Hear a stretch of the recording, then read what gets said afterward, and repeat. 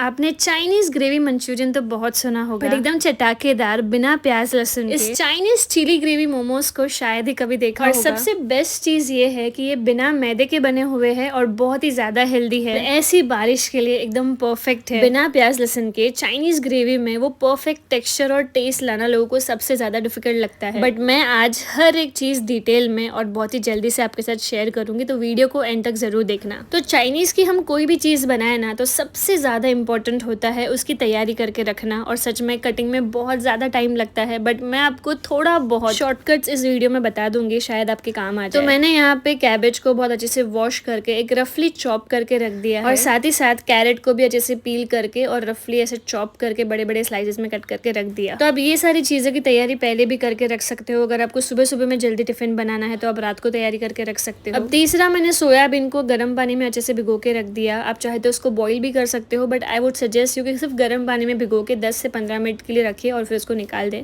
अब मैं चॉपर की मदद से ये सारे जो कैबेज है या फिर कैप्सिकम है, कैरेट है, वो सबको मैंने चॉपर की मदद से अच्छे से बारीक चॉप कर लिया है, बिकॉज यही है जिसमें हमारी मंचूरियन ग्रेवी में वो दानेदार फिनिश देगा। और यहाँ पे सोया चंक्स अच्छे से सॉफ्ट हो गए थे, तो मैंने उसको पानी में से अच्छे से स्क्वीज आउट करके साइड में कर लिया। मतलब हमें ये ध्यान में रखना है कि सोया चंक्स के अंदर बिल्कुल भी पानी ना रह जाए। तो या तो इसको चॉपर की मदद से पूरा चॉप कर सकते हो, या तो फिर आप मिक्सचर में इसको मतलब ऐसे अब्रप्टली घुमा सकते हो, रफली चॉप कर सकते हो। मिक्सचर में भी ये बहुत अच्छे से हो जाता है। और साथ ही साथ अदरक और हरी मिर्च, इसको भी बहुत अच्छे से बारीक चॉप करके रख दिया। तो ऑलमोस्ट सारी वेजिटेबल्स कट करके चॉप करके रेडी है। अब बस बनाने में ज्यादा दिक्कत नहीं होती अगर सारी चीजें हम पहले से ही प्रिपेयर करके रखते हैं। तो यहाँ पे मैंने एक तरफ तो स्टीम करने के लिए पानी चढ़ा दिया था, बिकॉज हम मोमोज को ऑब्वियसली स्टीम करने वाले हैं। और यहाँ पे दूसरी कढ़ाई के अंदर मैंने थोड़ा सा तेल डाल उसके अंदर अदरक और मिर्ची चॉप की हुई डाल दी, और उसको बहुत अच्छे से सॉटे कर लिया जब तक उसका कलर थोड़ा डार्क नहीं हो जाता। फिर उसमें डाल देंगे हम सारे बारीक चॉप किए हुए सोया चंक्स, और उसको बहुत अच्छे से भूनना है ताकि उसका जो कच्चा टेस्ट है ना सोया चंक्स का, वो चला जाए। फिर कैबेज डाल दीजिए, कैरेट डाल दीजिए, और उसमें नमक डाल देना है और थोड़े ब्लैक पेपर डाल देना है। तो मेनली ये वाली फिलिंग के अंदर नमक, काली मिर्च, अदरक और हरी मिर्च, और थोड़ा अगर आप साबुत धनिया डालना चाहो तो वो भी डाल सकते हो, और थोड़ा गार्निशिंग के लिए हरा धनिया भी डाल सकते हो।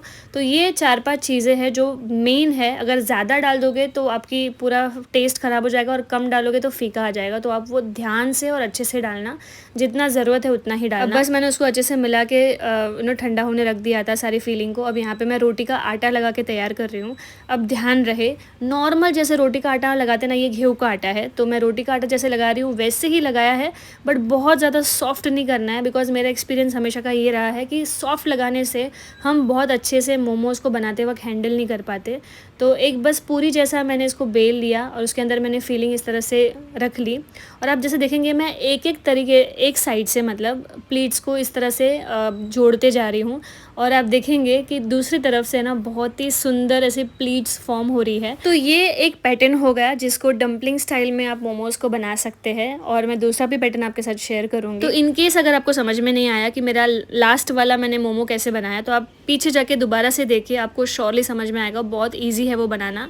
और ये है सेकेंड पैटर्न, तो जिसमें दोनों तरफ से हमें पिंच करना है और अंदर की तरफ पुश करना है। तो पिंच करके अंदर पुश करो, और दोनों साइड से प्लीट को लेते हुए, सिंगल सिंगल प्लीट को लेते हुए हमें अंदर की तरफ उसको डालते जाना है, और उसको लास्ट में ऐसे कवर करके ये पत्ते जैसा, एक पान जैसा शेप में ये बन जाता है। बहुत सुंदर लगता है ये वाला भी। इसके बहुत सारे तरीके हैं, ऑलमोस्ट मुझे सारे आते हैं। तो भाई एक बार दोबारा से देख लीजिए, दोनों साइड पे पिंच करना है, अंदर की तरफ उसको पुश करते रहना है। ऐसे ही दोनों तरफ से प्लीट लेते हुए अंदर डालते हुए आप ऐसे ही कंटिन्यूसली एंड तक करें, और लास्ट में फिर उसका जो टेल है वो बंद करके अच्छे से ऐसे सारे मोमोज को आप रेडी करके रख सकते हैं। अभी कौन सा शेप आपको बनाना है ये पूरी तरह आपके ऊपर है।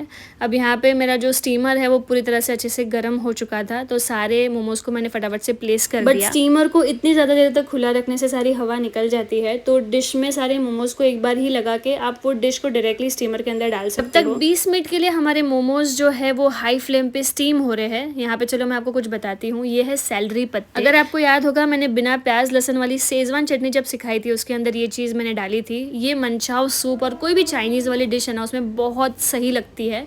इसके स्टेम्स को भी है ना मैंने बारीक चॉप कर दिया था, और उसके पत्ते जो है उसमें इतनी ब्यूटीफुल और एकदम फ्रेश वाली फ्रेग्रेंस रहती है ना, कि ये सूप्स वगैरह में चाइनीज़ में जब गार्निश करते हैं बहुत अच्छा लगता है। तो ये भी यूज़ करेंगे। पानी के अंदर 2 से 3 चम्मच कॉर्नस्टार्च डाल के इसको बहुत अच्छे से मिक्स कर लेना है और ये स्लरी बना के साइड में रख देना। देखो इतनी ज़्यादा बारिश हो रही है और यही टाइम है जब ये सारी चीज़ें खाने में भी सुहाती है, वरना गर्मियों में तो ऐसी तीखी तीखी चीज़ें खाने में भी अच्छी नहीं लगती। तो ये है हमारा फाइनल स्टेप, जिसमें हम एक पैन के अंदर तेल डालेंगे, फिर उसमें डाल देंगे बारीक चॉप की हुई अदरक और हरी मिर्च। अब ये टोटली आपके टेस्ट के ऊपर है, आपको कितना तीखा खाना है। अब इसके अंदर मैंने डाल दिया सेलेरी के स्टेम्स जो मैंने चॉप करके रखे थे, कैबेज, कैप्सिकम, और एक्चुअली मैं कैरेट डालना भूल गई, बट इसमें कैरेट भी मैंने नेक्स्ट टाइम जब बनाया था तब डाला था, तो कैरेट भी आप ज़रूर डालना। तीनों चीज़ें, कैबेज, कैप्सिकम और कैरेट, और सेलेरी के स्टेम्स अगर आपके पास है तो, और नमक डाल दीजिए स्वाद अनुसार, और ब्लैक पेपर यानी कि काली मिर्च। वो सब डाल के बहुत अच्छे से सॉटे करने के बाद हाई फ्लेम पे सॉटे करना, और बाद में ये सारे सॉसेस डालना। मैंने कौन से सॉसेस डाले हैं, सोया सॉस डाला है 2 चम्मच, 2 चम्मच टोमेटो केचप डाला है, 2 चम्मच शेजवान चटनी डाली है। देखो जो मैंने घर पे बना के रखी थी ये वही शेजवान चटनी है। अगर आपको लिंक चाहिए तो मुझे कमेंट में बताना शेजवान चटनी, और मैं उसका लिंक आपके साथ शेयर कर दूंगी। और इसमें 2 जो चम्मच है वो विनेगर डाल देना है। तो soya sauce, tomato ketchup, schezwan chutney और विनेगर, ये 4 तो सॉसेस जाएंगे। और मैंने सारा जो कट किया हुआ सेलेरी के लीव्स थे ना वो डाल दिए, और साथ में जो कॉर्न स्टार्च की स्लरी थी वो भी डाल दी। अब स्लरी डालने के बाद 2-3 मिनट इसको कुक करो और 2 बड़े बाउल्स के अंदर पानी डाल दो। ये अपने आप ही कुक होते होते थोड़ा थिक हो जाएगा, थिक ग्रेवी सॉस के जैसा बन जाएगा। तब तक चलो हम देखते हैं कि हमारे मोमोज जो है वो अच्छे से स्टीम होके रेडी हुए हैं या नहीं। प्रॉपर 15 से 20 मिनट हो गया है और हमारे जो मोमोज है 20 मिनट के बाद, एक्चुअली नॉट 15-20 मिनट के बाद इतने परफेक्टली बन के और एकदम सॉफ्ट हैं। और ऐसे भी नहीं कि कहीं से स्पिल हो रहे हैं, कहीं से फट रहे हैं, बिल्कुल भी नहीं।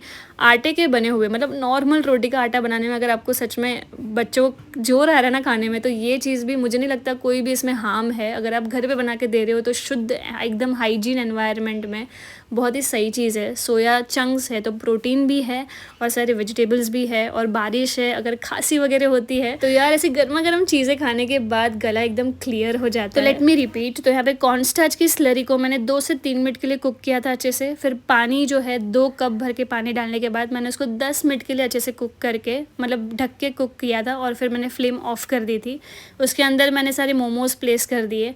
आप चाहो तो इस तरह से अल्टी पल्टी करके चाइनीज़ की ग्रेवी में मोमोज को सर्व कर सकते हो, या तो फिर साइड में चाइनीज़ की ग्रेवी को सर्व करके वैसे भी आप सर्व कर सकते हो, the way you want you can do it. But for me बाहर से खाने से तो कहीं ज़्यादा बेहतर है कि मैं घर पे बनाया हुआ चीज़ खाऊं, और सच में खाने में भी प्योर फीलिंग आती है और हेल्दी भी है, बिकॉज वही गेहूं की रोटी का आटा है जो मैंने मोमोज बनाने के लिए यूज़ किया है, और अंदर एकदम हेल्दी चीज़ें हैं भाई, कुछ भी गलत चीज़ डाली नहीं है। तो बच्चों को तो आप 100% बना के खिला सकते हो, एंड स्पेशली सर्दियों के टाइम पे और बारिश के टाइम पे इन चीज़ों का खाने का मज़ा अलग ही होता है। तो आप भी ज़रूर ट्राई करना। जब मैंने ये टेस्ट किया ना मुझे तो सुपर्ब लगा। ये काफ़ी गर्म था तो मैं थोड़ा थोड़ा करके खा रही थी, बट सच में ये बहुत स्वाद बना था। आप भी ट्राई करना। Thank you for watching. Comment में बहुत सारा प्यार देना। राधे राधे।